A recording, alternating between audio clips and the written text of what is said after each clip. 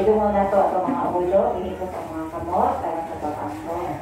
Labing balaan, nagamahan ng mga Diyos, dalang kaisalamat Ginoo, ining kabuntagon, gadiin, kining mga kabataan, yung mga kaanakan o Diyos, na nag-eskwela, dinha sa Vacation Church School, sa ilang pagtuon, sa mga pulong, nabigyan din mo Diyos. Hinaot, na ikaw magadugang o kaalam ng mga kabataan, na magatubog sila, diha sa kalibalong, magamit niya sa limang kanasan o Diyos.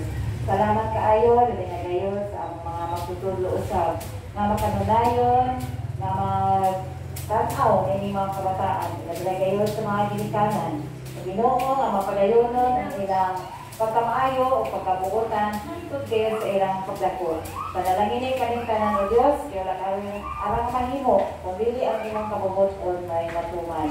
O Diyos, salamat sa tanan gayon, sa taman sa mga grasya, sa matag adlaw nga diin nagahatag o nagasuporta sa mga ginikanan o sa among mga kaigsuunan o sa Ginoo. Ikaw ang nahibalo, ikaw ang naligasayod sa tanan, unsa ikaw mababalik sa mga panalangin at sa kanila. Kini tanan o Diyos, ang pasalamatan sa ngalan ni Jesus. Amen.